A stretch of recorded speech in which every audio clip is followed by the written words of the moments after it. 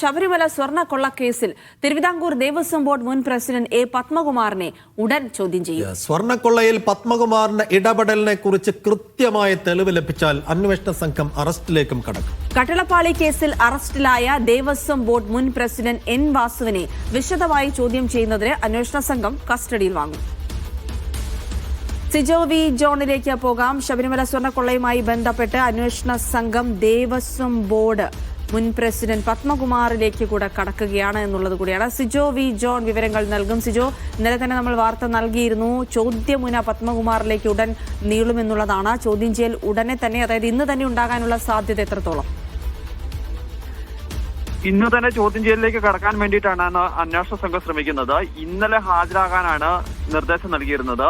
അതിന് കൂടുതൽ സമയം വേണം, 2 ദിവസത്തെ സമയം വേണം എന്നുള്ള ഒരു കാര്യമാണ് പത്മകുമാർ അന്വേഷണ സംഘത്തോട് ആവശ്യപ്പെടുകയും ചെയ്തത്.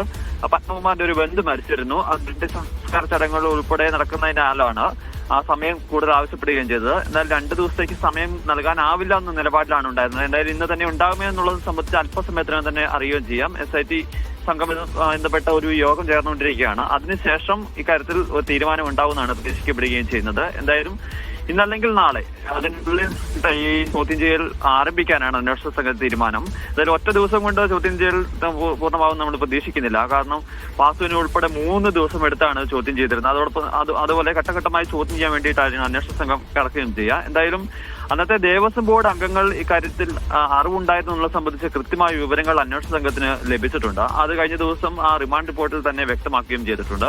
അപ്പോൾ ഏത് തരത്തിലാണ് ഇത്തരത്തിൽ ഇടപെടൽ നടത്തിയിട്ടുള്ളത് സംബന്ധിച്ചാണ് പത്മകുമാറിൽ നിന്ന് വിശദമായ വിവരങ്ങൾ ചോദിച്ചറിയാൻ വേണ്ടി അന്വേഷണ സംഘം തീരുമാനിച്ചിരിക്കുന്നത്.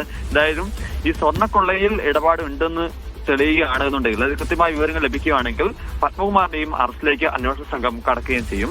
മറ്റൊരു പ്രധാനപ്പെട്ട നീക്കം എന്ന് പറയുന്നത് ഇതുമായി ബന്ധപ്പെട്ട് എൻ വാസുവിനെ ചോദ്യം ചെയ്യുക എന്നുള്ളതാണ്. വാസുവിനെ കസ്റ്റഡിയിൽ ആവശ്യപ്പെട്ടുകൊണ്ട് വൈകാതെ തന്നെ അപേക്ഷ നൽകാനും അന്വേഷണ സംഘം തീരുമാനിച്ചിട്ടുണ്ട്. അപ്പോൾ അന്നത്തെ ദേവസ്വം കമ്മീഷണർക്കും കീഴുദ്യോഗസ്ഥർക്കും ഈ കട്ടിളപ്പാളിയിലെ സ്വർണം കടത്തിയതിൽ പങ്കുണ്ടെങ്കിൽ എന്തായാലും ദേവസ്വം ബോർഡ് പ്രസിഡന്റ് അറിയാതെ അത് പുറത്തേക്ക് പോകില്ല എന്ന നിഗമനത്തിൽ തന്നെയാണ് SIT ഉള്ളത്.